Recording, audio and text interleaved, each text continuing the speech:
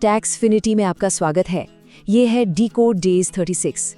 अगर आप इस वीडियो तक पहुंचे हैं तो इसका मतलब है कि आप एक्वस लिमिटेड आईपीओ के बारे में डिटेल्स जानना चाहते हैं। और पैसा इन्वेस्ट करने से पहले ये समझदारी है कि 5-6 मिनट इन्वेस्ट करके कंपनी को समझ लिया जाए। ये एक डीकोड वीडियो है जो ऑफिशियल डॉक्यूमेंट्स की समरी है और ये व्यूअर्स की डिमांड पर बनाया गया है। तो चलिए इस डीप डाइव में हम एक्वस आईपीओ को डीकोड करते हैं। सबसे पहले समझेंगे कि कंपनी करती क्या है, फिर देखेंगे कि ये आईपीओ क्यों ला रहे हैं, इनके फाइनेंशियल्स कैसे हैं और आखिर में सबसे ज़रूरी इस इन्वेस्टमेंट में रिस्क्स क्या-क्या हैं। ओके, तो चलिए इसमें उतरते हैं। तो एक्वस लिमिटेड है क्या और ये कंपनी करती क्या है? इनके ऑफिशियल डॉक्यूमेंट के अनुसार एक्वस एक डाइवर्सिफाइड मैन्युफैक्चरिंग कंपनी है जिसके 2 मेन बिजनेस वर्टिकल्स हैं। एक तरफ इनके पास एरोस्पेस सेगमेंट है जो बहुत हाईटेक है और दूसरी तरफ एक कंज्यूमर सेगमेंट है जो रोजमर्रा के इस्तेमाल के लिए प्रोडक्ट्स बनाता है। एरोस्पेस वाला साइड इनकी असली ताकत है। ये टाइटेनियम अलॉय जैसे हाई एंड मटेरियल्स का इस्तेमाल करके बड़े ग्लोबल क्लाइंट्स के लिए प्रिसिजन मैन्युफैक्चरिंग में माहिर हैं। तो एक ही कंपनी एयरक्राफ्ट के पार्ट्स भी बना रही है और खिलौने और कुकवेयर भी। ये तो काफी मिक्स बैग है। बिल्कुल, और यही डाइवर्सिफिकेशन इनकी एक खास बिजनेस स्ट्रेटेजी है। अब जो बात वाकई में दिलचस्प है वो ये है कि उन्हें आईपीओ के जरिए पैसे जुटाने की जरूरत क्यों पड़ रही है। सही कहा, ये सबसे बड़ा सवाल है। आखिर ये आईपीओ ला ही क्यों रहे हैं? कंपनी ने अपने प्रोस्पेक्टस में साफ-साफ बताया है कि वो पब्लिक से जुटाए गए फंड्स का इस्तेमाल कैसे करने की योजना बना रही है।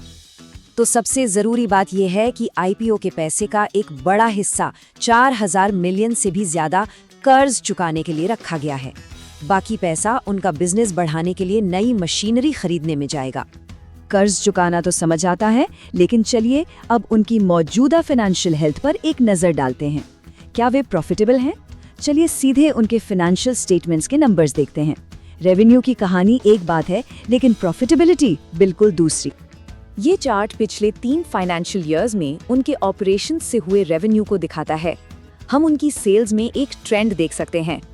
एक मिनट, तो रेवेन्यू के बावजूद उन्होंने फाइनेंशियल ईयर 2024 में टैक्स से पहले घाटा दिखाया है। जी हाँ, ये बिल्कुल सही है। और एक और जरूरी फाइनेंशियल मीट्रिक है जिसे हमें देखने की जरूरत है, और ये कैश फ्लो की स्थिति को शानदार ढंग से दिखाता है। ये सीधे उनके आरएचपी से लिया गया एक कोट है जिसमें कहा गया है कि उनके ऑपरेशन से नेगेटिव कैश फ्लो था, जिसका मतलब है कि FY 2024 में उनके कोर बिजनेस एक्टिविटीज से जितना कैश अंदर आया उससे ज्यादा बाहर गया। अच्छा, ये किसी भी संभावित निवेशक के लिए विचार करने वाला एक अहम पॉइंट है। और जरूरी पॉइंट्स की बात करें तो हम सभी को उनके प्यार और सपोर्ट के लिए धन्यवाद देना चाहते हैं। हमने देखा है कि 97% व्यूअर्स हमारी वीडियोस देखते हैं, लेकिन उन्होंने सब्सक्राइब नहीं किया है। हम रोज सुबह 8:30 बजे एक नया डीकोड वीडियो रिलीज करते हैं। अगर आप सब्सक्राइब करते हैं तो आप उसे मिस नहीं करेंगे। ये आपके लिए फ्री है और ये हमें अपने व्यूअर्स के लिए ये रिसर्च करने के लिए सच में मोटिवेट करता है। तो प्लीज सब्सक्राइब, लाइक और कमेंट करें, इससे बहुत मदद मिलती है। अब चलिए सबसे जरूरी सेक्शन पर वापस आते हैं, रिस्क्स। तो फाइनेंशियल्स के अलावा कंपनी ने अपने ही डॉक्यूमेंट में और कौन से बड़े रिस्क्स लिस्ट किए हैं? कंपनी ने कई रिस्क्स बताए हैं।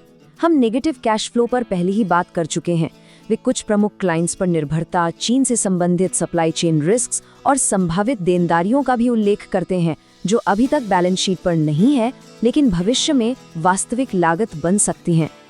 ठीक है, तो बिजनेस आईपीओ के उद्देश्यों, फाइनेंशियल्स और रिस्क्स को देखने के बाद चलिए मुख्य बातों को समराइज करते हैं। इसे संक्षेप में कहें तो पॉजिटिव साइड पर एक्वस का एक यूनिक डाइवर्सिफाइड बिजनेस है और हाई बैरियर एरोस्पेस सेक्टर में मजबूत टेक्निकल स्किल्स हैं।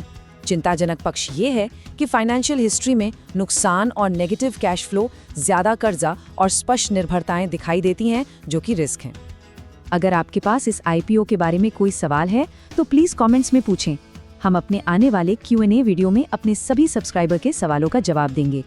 और अगर आपको किसी खास टॉपिक या आईपीओ का डीप डाइव डीकोड चाहिए तो कमेंट में टाइप कर दें। ये हमें अंतिम विचार पर लाता है।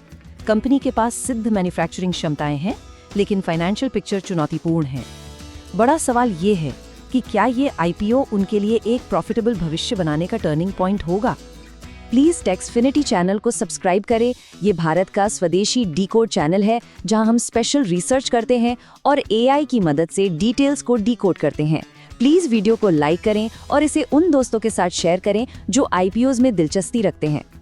डिस्क्लेमर, ये वीडियो केवल शैक्षणिक और सूचनात्मक उद्देश्यों के लिए है। हम सेबी रजिस्टर्ड सलाहकार नहीं हैं।